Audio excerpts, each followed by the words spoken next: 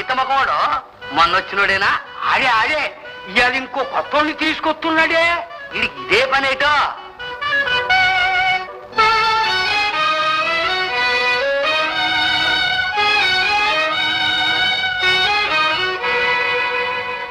దాశరాజా, నువ్వు వచ్చినప్పుడు నాకు తెలుసులే. ఇతను కూడా మా అమ్మాయిని చూశాడంటావు, అంతేనా?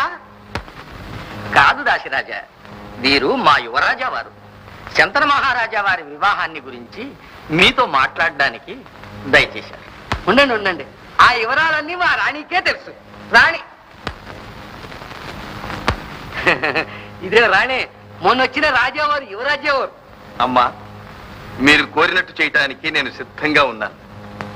అంటే నేను రాజ్యాధికారం వదులుకుంటాను.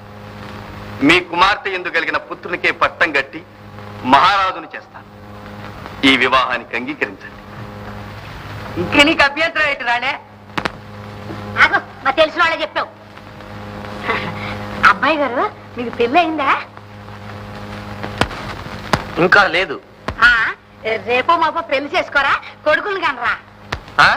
అయితే అప్పటికండి పంతులు గారు, ఈరైతే తండ్రి గారి కోసం రాజ్యం వదులుకుంటామంటున్నారే గాని ఈ కొడుకులు కొడుకులు కొడుకులు అంతా ఊరుకుంటారా చెప్పండి?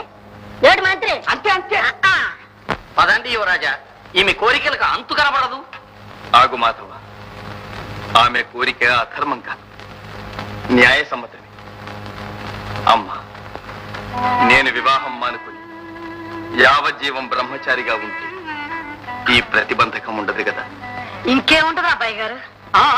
రాణి, రాజ్యాన్ని వదిలిపెట్టమంటావు, అది చాలక వివాహాన్ని జీవిత సౌఖ్యాన్ని కూడా వదిలిపెట్టమంటున్నావా? అమ్మా, ఏ శంక లేకుండా జనకుల వివాహానికి అంగీకరించండి.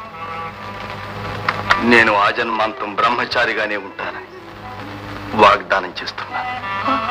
బాగు బాగు, ఇంకేటి కావాలి రాణి? చెబుతా చూడండి అబ్బాయి గారు, ఈ మాట ఎక్కడ చెబితే ఏటి లాభం? రాజులు మంత్రులు సామంతులు అందరూ ఉండే నిండు కొలులో చెబితే ఈ మాటకి ఎలా ఉంటది?